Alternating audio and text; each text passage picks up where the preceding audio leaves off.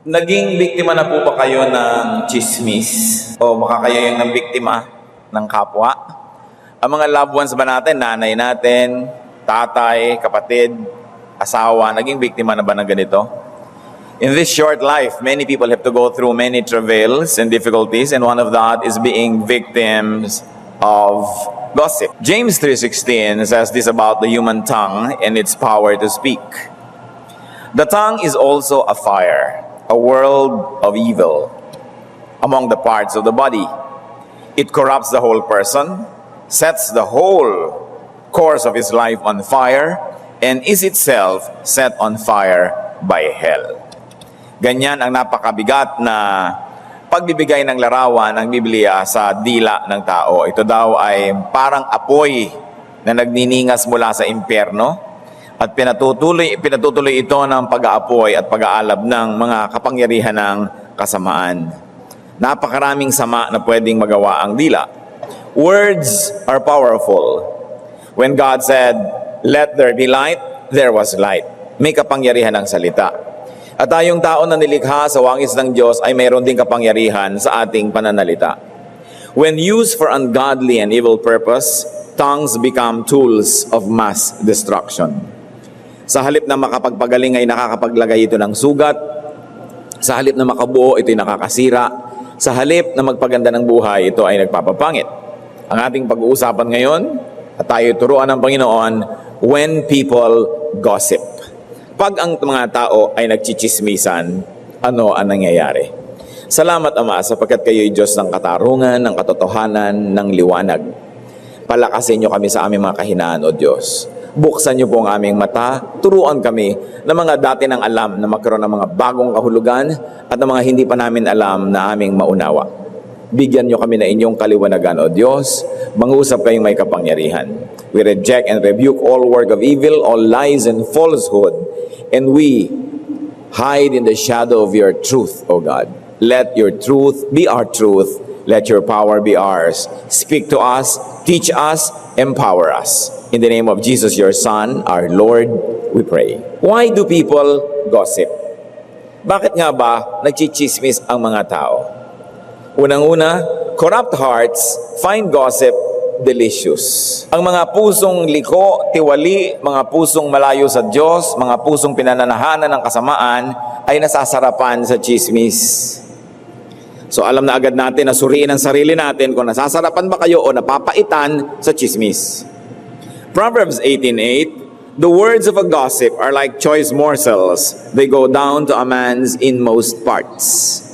Ang mga salita daw ng mga chismoso-chismosa ay parang kaysa sarap ng mga piraso ng pagkain, ninanamnam, nilulunok, tinutunaw at nakapapasok hanggang kaloob-looban ng tao. Proverbs 10:23, a fool finds pleasure in evil conduct. And gossip being labeled by the Bible as evil, those who find pleasure in gossip are fools. Masakit. Pero katotohanan sa napakaraming tao na enjoy naman talaga magchismis at enjoy makipagchismisan. May isang buong industriya na nga ng chismis. May mga magazine na walang piniimprenta kundi chismis. May mga TV programs ang talagang ikinabubuhay ay chismis. At ang lahat ng nanonood at nagbabasa nito ay nakahilig sa impyerno. Wala nang iba pang pagtawag doon. Kung sa mga bahay nyo may TV kayo, nanonood kayo mga chismis program, it's so very bad. Bumibili kayo at nagbabasa ng mga chismis magazine, pinagkakapirahan ng mga chismosang mga reporter at editor, yung mga buhay at buhay ng kapwa natin tao, tayo nakikilahok sa gawa ng kasamaan. Gossip feeds a person's evil side. Meron tayong good side, meron tayong bad side. Pinipili natin kung anong pinapakain, pinapalakas, ina-exercise dahil yun ang magwawagi. At ang pakikilahok sa mga chismisan ay pagpapakain at pagpapalakas dun sa masamang bahagi ng ating pagkatao. Gossip damages its practitioner and its participants before it can even damage its object or subject. Unang-una na nasisira yung mga naninira. Unang-una nang nasisira ang mga nagchichismis bago pa man masira yung pinag-uusapan. Sapagkat dahil yan ay inaari ng salita ng Diyos sa kasalanan at masama, sumali ka pa lang dyan, nasira ka na kahit hindi mo alam, kahit hindi mo namamalayan, nakakasira yan sa atin. Bakit? Bihira naman na pag-iisip natin, nakakasira pala doon sa nagbabalita at nakikinig at nagkakalat.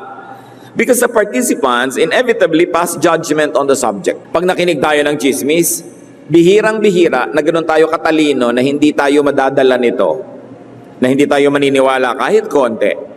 At hindi natin mahuhusgahan yung taong pinag-uusapan na walang kalaban-laban. And you know that judging others is a major sin in the Bible. Yung nanghuhusga ka ng kapwa.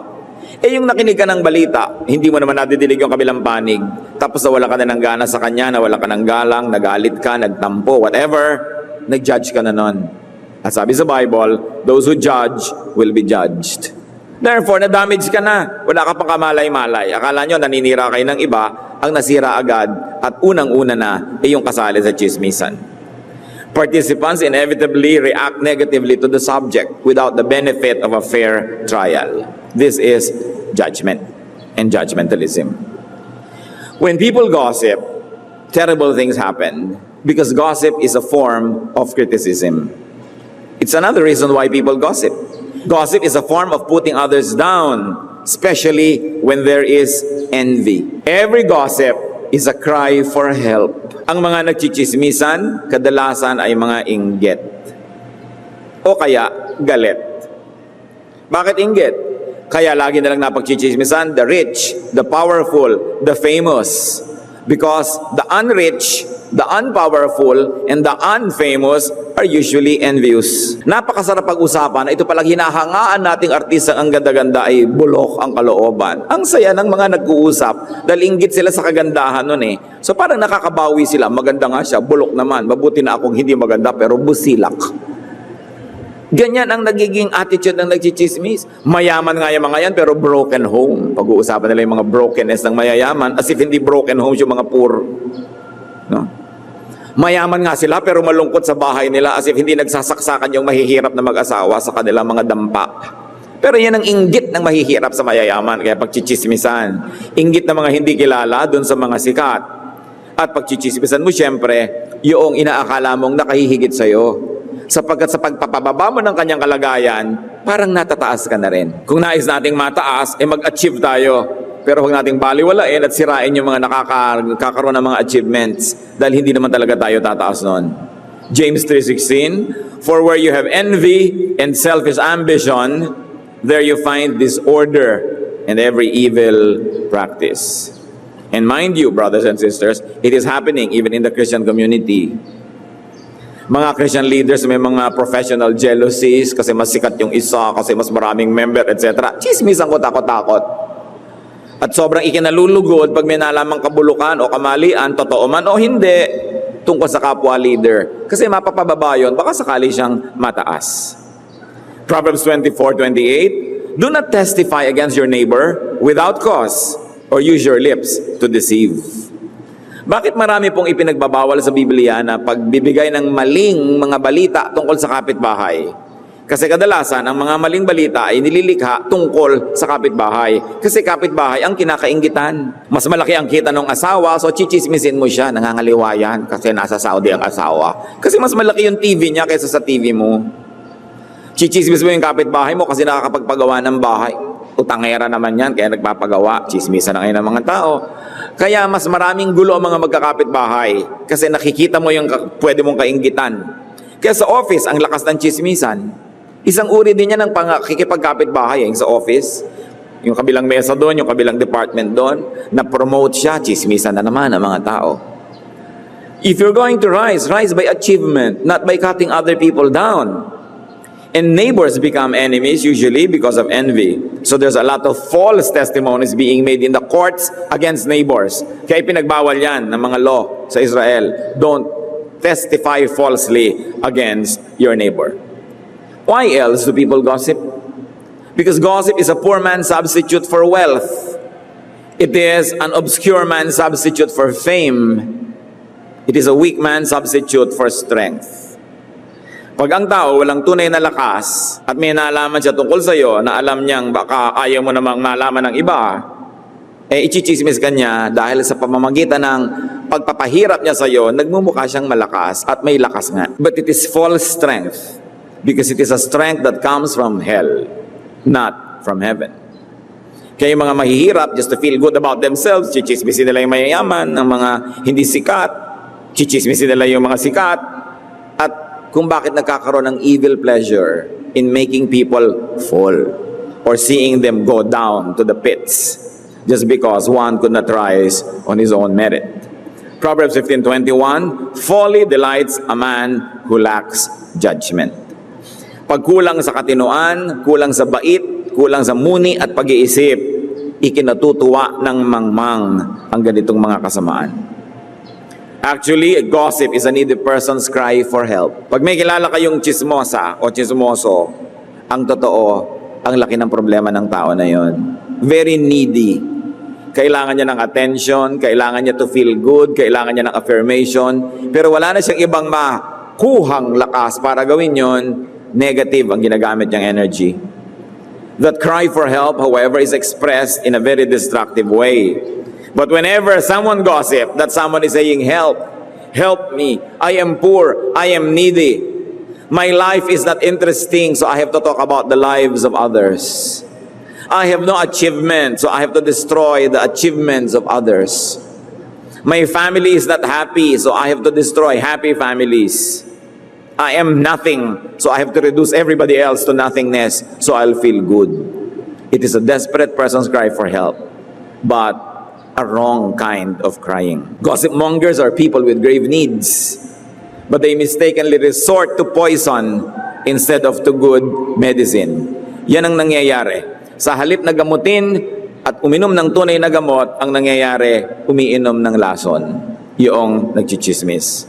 Psalm 20 verse 7, some trust in chariots and some in horses, but we trust in the name of the Lord our God. Ang dali mag-substitute ng meaning dyan. Some trust in chismis to make themselves feel good, but we, the people of God, should trust in the name of our God. Doon tayo dapat kukuha ng lakas, doon tayo kukuha ng meaning, ng affirmation, hindi sa pagkukutya at sa pagbabaliwala sa kapwa. Napaka-importante na unawain yung dynamics ng gossip. Pag nagsimula ang isang chismis, umaandar ang isang makinarya na automatic, hindi tumitigil hanggang hindi nagkakaroon ng masamang bunga. When people gossip, evil is glorified. Naitatanghal ang kasamaan. Nagiging sikat si Satanas kapag may nagchichismisan. One, because trust is betrayed. Kadalasan ang chismis ay pagsira ng tiwala. May alam ako tungkol sa iyo, ay chichismis kita. So sinira ko ang pagtitiwala mo. Sinira ko ang ating relasyon. Sinira ko ang relasyon ninyo nung kinukwentuhan ko na maaaring madala ko sa aking pananaw. Trust is betrayed. Proverbs 11:13, a gossip betrays a confidence, but a trustworthy man keeps a secret. Kinukumpara dito ang dalawang uri ng tao, yung mahilig magbalita at magchismis, yan daw ay sumisira ng kasunduan, sumisira ng tiwala at pakikipagkatiwalaan, pero ang mahusay daw na tao na pwedeng pagtiwalaan ay yung nag-iingat ng mga lihim. So trust is sacred. There are some things in life that are sacred. One of that is trust. Because without trust, there would be no meaningful human interaction. There would be no meaningful human relations. Napakabanal ng pagtitiwala at mapagkatiwalaan ka. Sapagkat kung walang tiwala at pagtitiwala sa kapwa, hindi magkakaroon ng tunay na relasyon ng mga tao. Hindi sila lalapat ang loob, hindi matatahimik, hindi makikipagkaibigan, hindi makikipagmahalan. 1 Corinthians 4:2, now it is required that those who have been given a trust must prove faithful. Pag pinagtiwalaan ka, dapat ka maging tapat. At sinabi na, nabasa na natin, that a trustworthy man keeps a secret. So do not listen to a gossip. Do not be an audience to someone who reveals other people's secrets. Do not be a listener to somebody who betrays trust. True or not? Ang sinasabi man ng chismoso ay totoo o hindi pa rin siya dapat pakinggan. Hindi mo pwedeng sabihin, totoo naman ang sinasabi niya. O kaya, kalahati naman ang sinasabi niya totoo. Pero, ganun pa man, pag sinisira niya ang trust ng iba, anong sinasabi nun tungkol sa kanya?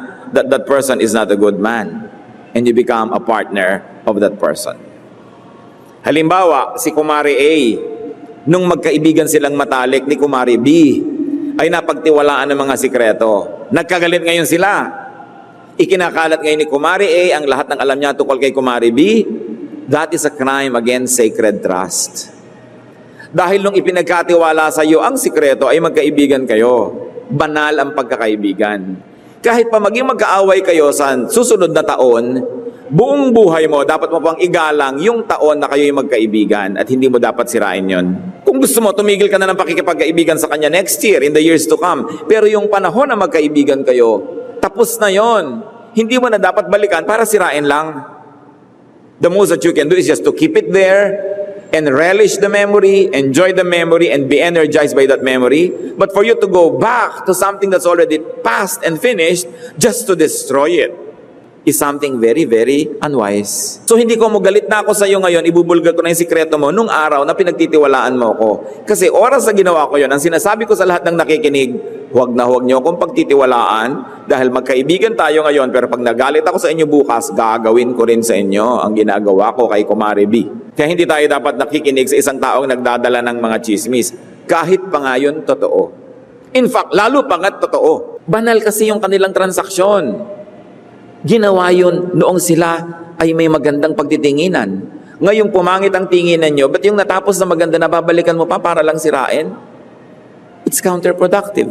And very, very especially, we don't become an audience of someone who betrays trust when there is a malicious or a self-serving motive. Usually, ganyan naman yan eh. Dalawang empleyado, parehong nandadaya sa employer. Sapagkat pareho silang nandadaya, nagtatakipan. Pero nagkagalit sila. Si empleyado A ngayon, ibinibisto niya si empleyado B. Boss, ginagawa po ni B ganito, ganito, ganon. Si B naman, pupunta kay boss. Boss, ginagawa po ni A, ganon, ganon, ganon. Ang itatanong dapat ni boss, ang tagal na pala niyang ginagawa, ba't kayo mo lang sinabi? Kasi magkagalit kayo ngayon. So hindi mo sinasabi sa akin yan dahil mahal mo ko. Sinasabi mo yan para ka manira. So hindi ka dapat nakikinig. Proverbs 20:19, a gossip betrays a confidence, so avoid a man who talks too much. Kailan kaya natin ito maintindihan? That we should avoid a person who talks too much. What is too much? Hindi lang blah blah blah blah blah blah blah blah blah blah blah blah non-stop. Hindi lang volume, hindi lang lakas, hindi lang dami ng salita, kundi ano ang topic. Ano ang pinag-uusapan natin? Kahit na konti lang ang salita niya, a few words, pero mga bagay na hindi dapat pinag-uusapan, karangalan ng iba, lihim ng isang mag-asawa, lihim ng isang magulang tungkol sa kanyang anak na nire-rehab, tapos ichichismis mo, inililihim na nga nila, lihim ng isang nagbubuntis na ayaw niyang ibunyag, naunahan mo pa siya, no? Yan yung talking too much also. It's not only a matter of how many words you're saying per minute, no? Kaya yung mga chismis-chismis per minute, tapos maraming nakikinig, ang dami-daming nasasabi per minute. Biruin mo yun, nag-score ka sa impyerno per minute. Ang dami nun. Pagkatapos, hindi lang yan, kundi ano ang topic? Ano ang pinag-uusapan? Why else is evil glorified when people gossip? Because good relations are destroyed, as we've already said. Proverbs 16:28, a perverse man stirs up dissension, and a gossip separates close friends. Matatalik na magkaibigan, mag-asawa, anak at magulang, magkapatid, nagkakalayo dahil sa chismis. Gossip separates spouses and families dahil nagkakaroon ng distrust and judgment.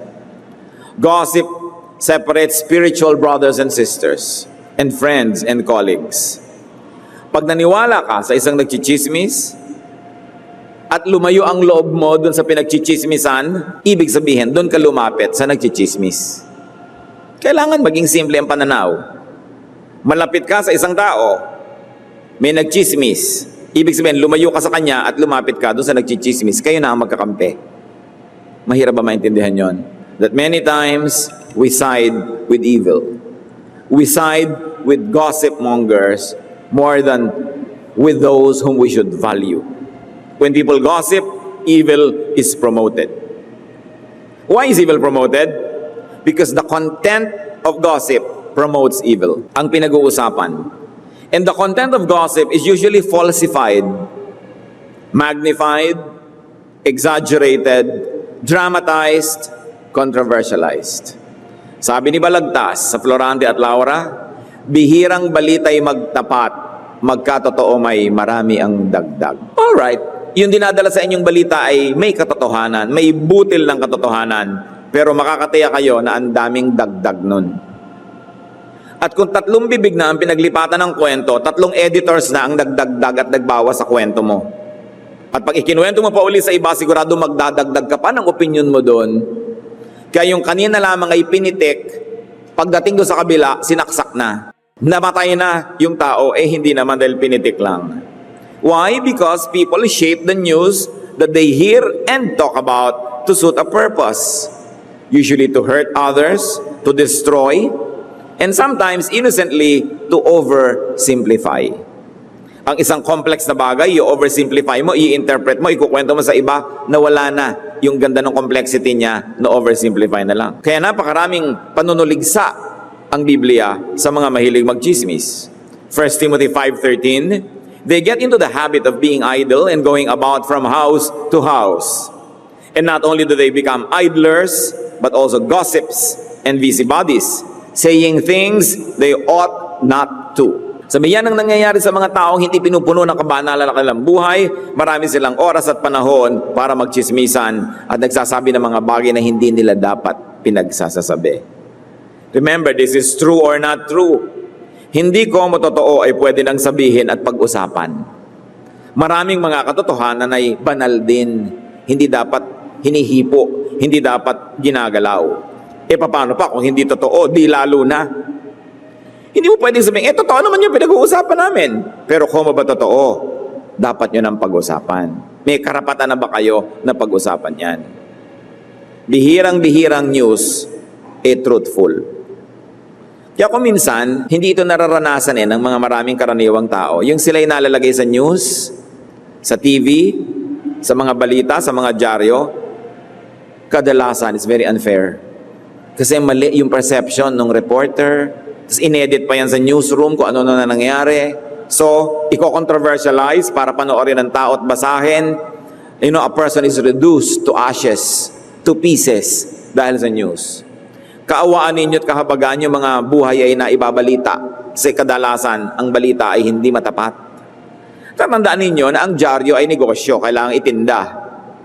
Ang mga news program sa radyo at sa TV ay kailangan magka-sponsor, kailangan mag-rate. So kailangan i-controversialize, i-dramatize para panoorin ng tao. Biktima yung mga nagiging object of news. Kawawa naman. So, the content of gossip promotes evil. And there's also another aspect of it. The intent, the motive of gossip promotes evil. Kaya nakakalungkot yung mga programa sa TV. Magkaroon lang sila ng isang programa sa isang araw, ng isang linggo, mga buhay na ang sinira nila, buong buhay ng tao. Yung mga TV program na bubulat-latin yung lihim ng isang tao, susundan siya ng mga hidden camera, titingnan ng kalihim-lihiman niyang buhay, tapos ipapalabas sa national TV para lang mag-rate. Okay, kumita sila ng isang araw sa loob ng isang linggo, pero ilang buhay ang panghabang panahong nasira, na damage. Kaya hindi dapat pinapanood ang ganyan mga programa. Yung mga hahalukayin ng buhay ng mga prostitute, hahalukayin ng buhay ng mga ganito, mga ganyan. Gusto nyo ba mangyari sa inyo yan? Sa anak ninyo, sa mahal nyo sa buhay? Kasi kung hindi nyo gustong mapag-usapan kayo ng ganon, huwag kayong makilahok sa ganyang industriya. Kasi wala namang magandang naidudulot. Sana para papag-ingatin tayo sa panganib, iligtas tayo sa mga panganib. Kadalasan nagbebenta lang sila ng mga madugo, marumi, mga karumaldumal kasi yun ang gusto ng tao. It's only a marketing thing. It's not love for you or for the country. It's to rate, to sell. Kaya hindi dapat tinotolerate, lalo ng mga mananampalataya ang ganyang mga programa.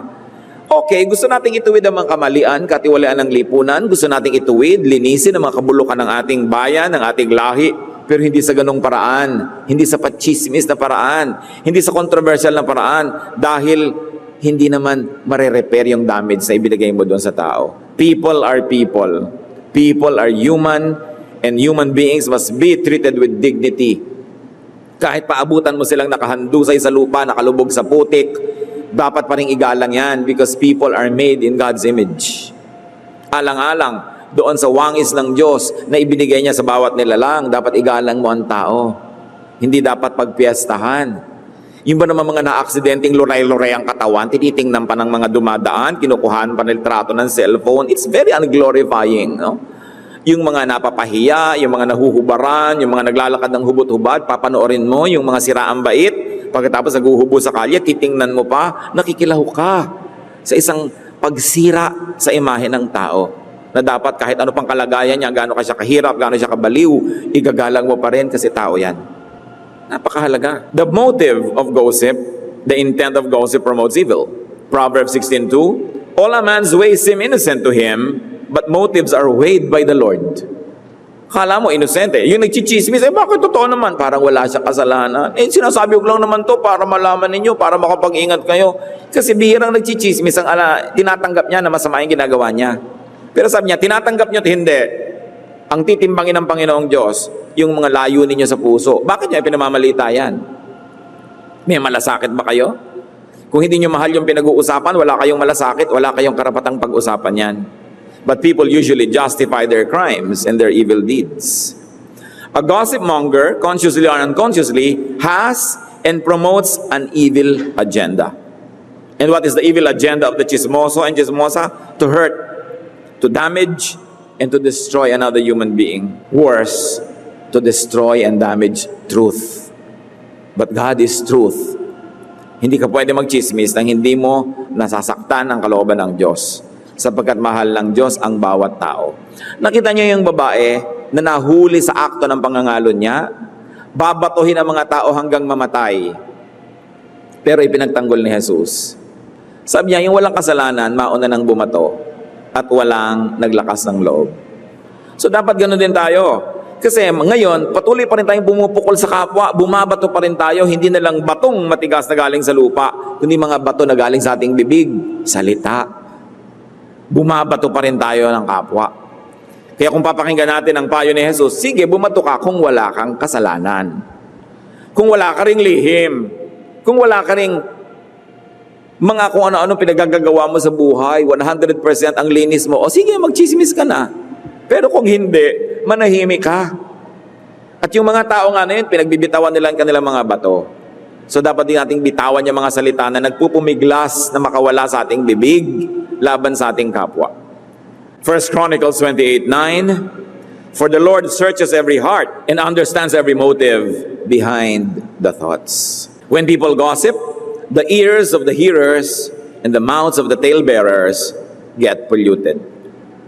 Nadudumihan ang nakikinig at nadudumihan din ang nagsasalita sa chismisan. Matthew 15:11, sabi ng Panginoong Jesus, what goes into a man's mouth does not make him unclean, but what comes out of his mouth, that is what makes him unclean. Mga kapatid, kung maselan kayo, dinapuan ng langaw, ayaw nyo nang kainin.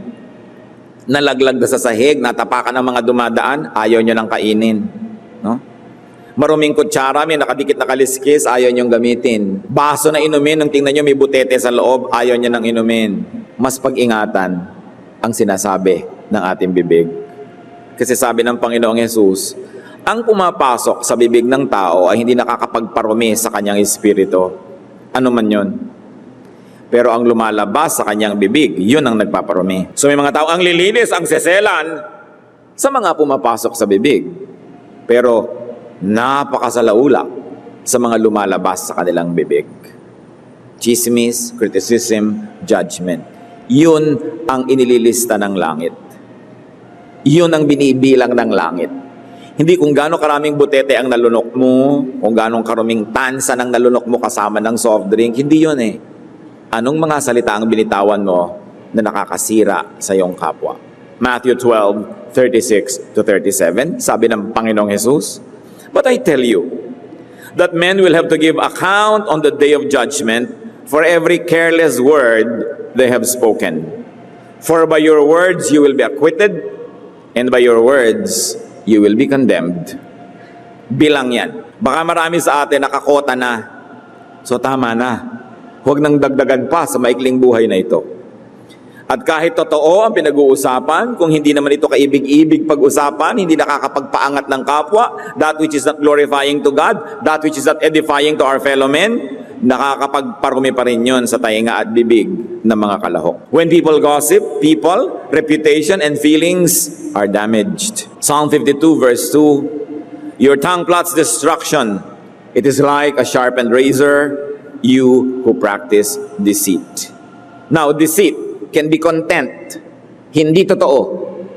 Pero deceit can also be in intent, kahit totoo. Pero ang dahilan ng pagsasabi nito ay para manira, hindi para makabuo, para magsabog ng intriga at gulo, deceit pa rin yun. The deceit is not in the content, but in the intent, in the intention, in the motive. Kaya kahit sabihin mong totoo ang sinasabi ko tungkol kay kumare, oo nga, totoo. So walang deception dun sa words. Pero bakit mo sinasabi sa akin? Para mainis ako, para magalit ako. Eh di may deception kang ginagawa. Minamanipulate mo ang feelings ko para magalit ako sa kanya. Dahil galit ka, no? Dahil inggit ka sa kanya. Gusto mo ako makakampi. So you manipulate my feelings. You tell me something true, something correct, but your intention is not pure. Deceit pa rin yun. Kaya mga nagpapapakinig sa mga chismis, nadadaya sila kahit totoo yung news. Dahil naapektuhan ng feelings nila. Nagkaroon sila ng judgmentalism. Now, how do we deal with gossip? Paano nga ba? Anong gagawin natin? Talaga namang napakaraming chismis. First of all, do not start it. May alam kayo, sa inyo na lang yon at sa Diyos. Liban na lang, na pag hindi kayo nagsalita, nanganganib ang sangkatauhan. Sasabog pala yung dam, malulunod ang buong baryo, hindi ka nagsalita. Hindi chismis yun. Para sabihin mong sasabog ang dam, umalis kayo dyan sa tabi ng ilog. Meron pala na laso ng isang pagkain na kumakalat, hindi alam ng mga tao. Hindi chismis sasabihin yun. May maganda kang layunin para huwag silang mamatay. Pero yung buhay na may buhay na uuriratin mo, chismis yun. No? Liban na lang na alam mo na may balak si A na patayin si B, pwede ba surong i-warn? Mag-ingat ka dahil baka patayin ka. Meron akong nalaman na sa aking pakiwari ay na-interpret ko na papatayin ka pero pwedeng mali pa rin ako, ha? Ganun i-label mo yon. Hindi mo sabihin, ay may masamang balak sa'yo si ano. I-interpretation mo lang naman yon. So kailan ka lang magsasalita kung makakapagligtas ka ng buhay sa panganib ng mga maaari nilang harapin kung hindi ka nagsalita. Pero kung wala namang life-threatening situation, manahimik ka dyan. Leviticus 19:16, do not go about spreading slander among your people. Kamagkalat-kalat. Lalo ngayon, ang dali-dali sa text, ang dali-dali sa internet, ang dali-dali magkalat ng chismis. At ang technology nauna na sa batas, hindi pa alam ng batas kung paano ko kontrolin ang paninirang pure through technology. So pag may nadinig, meron kayong nakitang chismis sa kalagay pa, please pass, don't pass. Bakit kayo sasali? Ako pag nakakatanggap ng please pass, I don't pass. Ibig mo sabihin, lahat ng kredibilidad ko sa buhay, ilalagay ko backup ng balita na yun na hindi ko naman na-check kung totoo or not. Katulad nung may mga lindol-lindol daw, bukas lilindol, kanya-kanya, please pass. Mananakot ka ng mga tao, ang lindol hindi naman kaya yung i-predict kahit na science. May possibilities, pero hindi pwede sabihin, dito sa Metro Manila, lilindol ng intensity 8. Hindi kaya pa yan hanggang ngayon ng technology. Magkakalat ka ng mga nakakatakot na bagay. Bago kayo nagpapas ng mga ganyan, titiyakin nyo. Colossians 3:8, but now you must rid yourselves of all such things as this, malice, slander, and filthy language from your lips. So filthy language can be dirty words, or they can be nice, sanitized words, but destructive to your fellow men. Minsan may seminar, sumakit lang ang ulo ko, uminom ako ng konting gamot at na-delay ng a few minutes, kumalat ang balita, isinugod ako sa ER na naka-wheelchair. May wheelchair pa, may props. Kompleto talaga ang rekado ng mga balita. Ang dami tuloy na alarm, no? Pero napakaraming ganyan. At hindi lang sa inyong lingkod, siguro kayo rin nagiging biktima ng ganyan. Ano? Psalm 34 verses 12 to 13, whoever of you loves life and desires to see many good days, keep your tongue from evil and your lips from speaking lies. Sabi niya, gusto nyo na tahimik ang buhay nyo? Itikom ang bibig. Huwag sumali sa mga sigalot, sa mga gulo at chismisan. How else do we deal with gossip? Do not listen to it. Psalm 120 verse 2, save me, O Lord, from lying lips and from deceitful tongues. Gaano karami sa atin ang nagdadasal ng ganyan? Lord, iligtas niyo po ako sa magnanakaw, sa mandurukot, sa mamamatay tao. Iligtas mo po ako sa pagputok ng bulkan, sa pagbaha, sa paglindol. Pero gaano karami nagdadasal ng mas practical everyday dahil mas maraming chances mangyari ito? Iligtas mo po ako sa mga sinungaling. Iligtas mo po ako sa mga chismoso at chismosa. Iligtas mo ako sa mga dila na bubulong-bulong sa akin, sa mga text na makakarating, sa internet na may mga messages na hindi ko dapat pakinggan. Say no to this. Refuse and avoid listening to such things. How else do we deal with gossip? Kill it. Ito ang isang uri ng pagpatay na mabuti. Proverbs 26:20, without wood, a fire goes out. Without gossip, a quarrel dies down. So patayin ang chismis. Patayin ang apoy ng chismis. Paano mo pinapatay ang apoy? Huwag mo nang gatungan. An open fire, huwag mo nang lagyan ng bagong kahoy para magningas muli. Yung by gas, patayin mo yung source ng gas, isara mo. Isara ang pinagmumulan ng apoy. At kadalasan yan, just keep quiet at mamamatay ang chismis. Kung ikaw yung chinichismis, huwag ka na sumagot. Kasi pag sumagot ka pa, binigyan mo na naman siya ng bagong pag-uusapan. Hahanap na naman siya ng butas sa mga dati mong sinabi, may sasabihin na naman siya. Sasagot ka na naman, pabalik-balik, parang tennis. May nag-serve sa'yo ng bola, huwag mong paluin pabalik. Siyempre, magsiserve uli yan, huwag mo uling paluin pabalik. Pag 3 palo na, hindi ka pa kumibo, tapos na ang laban, wala na. Pero kikibu ka pa? Yung, huy, sabi ng kumari mo, kuripot ka daw. Sabihin mo, siya naman pangit. No? Huy, pangit ka daw. At sabihin mo, siya kaliwete. Ang sabihin mo, hahaba ng hahaba. Kasi yung nagdadala ng balita na yon, yun ang ambassador ni Satanas. Yung nasa gitna. Sinasabi nyo, pag nagdala sa inyo ng isang balita, ang kukunin sa inyo, 2, pabalik sa kabila. Ganon yon. Yon ang mga kampo ni Satanas. Yung, hoy, sabi ni ano, ganito ka daw, ganyan. Dahil yan ang nagpapalala. Tapos pag sinabi yung, hoy, pangit ka daw, tapos tahimik ka, papayag ka nun? Sinasabihan ka ng ganon? Gagatog-gatogan ka pa para may makuha na naman siya, dadalhin na naman niya sa kabila. Kaya nga naging industriya yan eh. So, when you hear gossip, do not pass it on. Ilibing nyo sa lupa agad. Do not pass it forward, do not spread it. No? Alam niyo, ang internet can be a blessing, but it can also be hell's expressway. Yung technology can be hell's expressway. Kasi kahit kasinungalingan, kahit paninirang puri, ang bilis ding kumalat. Iniingatan natin yan, hindi ka nagbababasa niyan at hindi ka nagpo-forward ng ganyang mga bagay. Exodus 23 verse 1, do not spread false reports. Do not help a wicked man by being a malicious witness. Kung may galit siya sa isang kapwa niya, siya na lang ang magalit, huwag na kayong sumali. At huwag niyo nang gatungan ang galit niya, at huwag nang galitin ng iba pa, mahahawa pa sa kanya. Someone once said, a cruel story runs on wheels, and every hand oils the wheels as they run. Kumakalat lang ang balita pag may nagkakalat. Huwag tayong sumama sa ganun. But you know the sad thing about many of us is we privilege gossip too much. We privilege evil. Binibigyan natin ng pulpito para magsalita, binibigyan natin ng mic, binibigyan natin ng entablado para mag-perform. Kaya minsan may magsasabi, hoy, totoo ba yung kumakalat na chismis tungkol sa'yo? It's best not to say anything. Pag nag-comment ka kasi, maglalagay ka ng entablado na pwedeng tungtungan nung nagchichismis originally, meron na naman siyang bagong pag-uusapan, fresh na naman. Kill it by being silent. A gossip spreads only when people pass them on. Don't be a participant. Do not promote it. Do not add to it. There are so many good and beautiful things that the people of God ought to talk about and to spread. So, do not promote evil by garnishing it. Kumisa naman, okay, dapat mo talagang sabihin, pero may dagdag. Huwag nyo nang dadagdagan pa.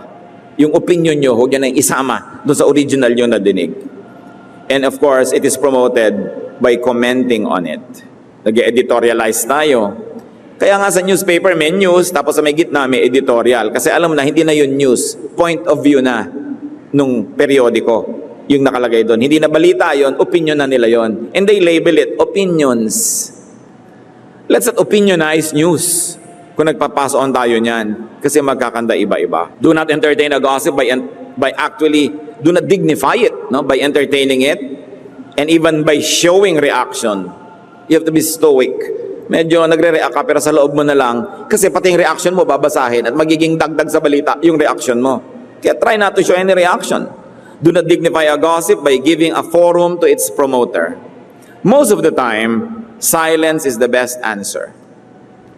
Silence is the best speech. Tingnan natin ang modelo ng Panginoon. Ano ang kumalat na chismis? Marami tungkol sa Kanya.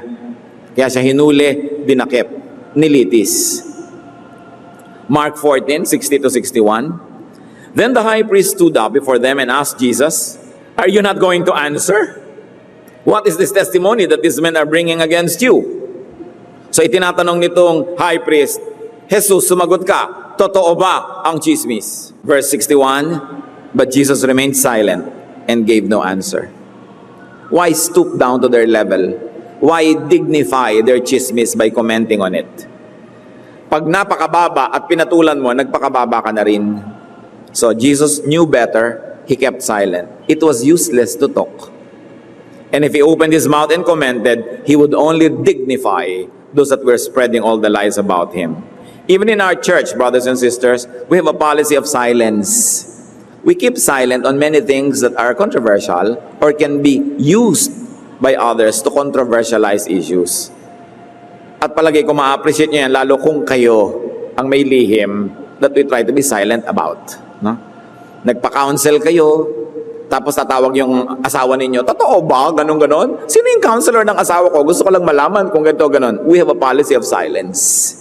Because we respect the individual. Kung ano ang gusto niyang ihayag, sa kung kanino niya gustong paghayagan, that's his business. Hindi natin yon business. So we want to be silent because we like to restore people. The moment na pag-usapan na yan, ang hirap nang ma-restore eh. So ang gusto natin, nabubuo muli yung nasira, yung na-damage, gumanda muli, yung nadapa, makabangon, at hindi yun mangyayari pag pinag-uusapan. Dapat tahimik, at ang nakakaalam, ipanalangin. Sapagkat ang lahat ng tao ay may buntot na hila, lahat ng tao naman may bulok, may baho, lahat ng pamilya may skeleton in the closet, lahat. Kaya nga may church para gamutin, para magtulungan, hindi para pag-usapan at i-judge. It's very important that you feel secure in the church, that you will not become an object of chismisan. Especially when you disclose very sensitive things, when you seek counseling and tell many sensitive realities about you, you can be rest assured that we will be silent. It's a policy for everybody. Kaya dapat nating igagalang yon. May mga bagay na banal, hindi dapat tinitingnan. Kaya nga ang Diyos nung araw, pagka dumadating siya, ang mga tao yumuyuko, nagtatakip ng mukha, ayaw nilang tingnan kasi banal. Maraming bagay na banal. Kahit pa yung bagay na yun, na maituturing nating masama, pagkakamali, pagkakadapa ng kapwa, hindi pa rin dapat tingnan tulad ng pagkakahubo ng isang tao na hindi dapat tingnan kung hindi naman nagpapatingin sa'yo yung tao. Napakahalaga nun. Proverbs 10:19, when words are many, sin is not absent. But he who holds his tongue is wise. Tatandaan natin, yung nagsasawalang kibo at tumatahimik, yun ang mas matalino.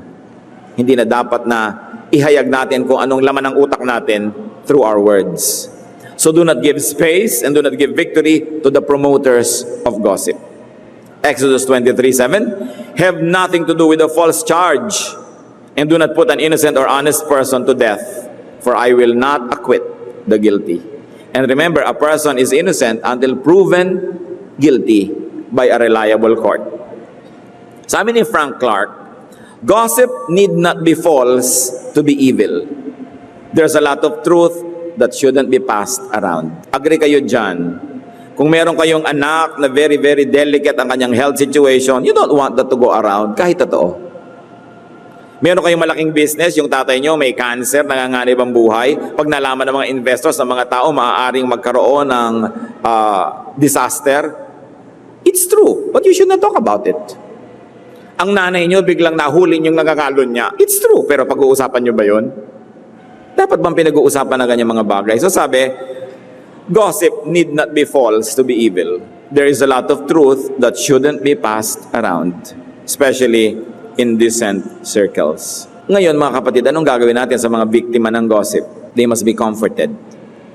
And sometimes the best way of comforting them is by not talking about the gossip. Pagka ang isang tao na pag-uusapan, hindi niya dapat text, ang totoo ba ang news? Pag-text kayo, I'm praying for you, o we love you, whatever. Pero kung hindi nag-open up sa inyo, huwag niyong piliting mag-open. Kasi ang mga tao, dapat mag-volunteer sila kung silang pag-usapan ng buhay nila or not. So still, the best policy is silence.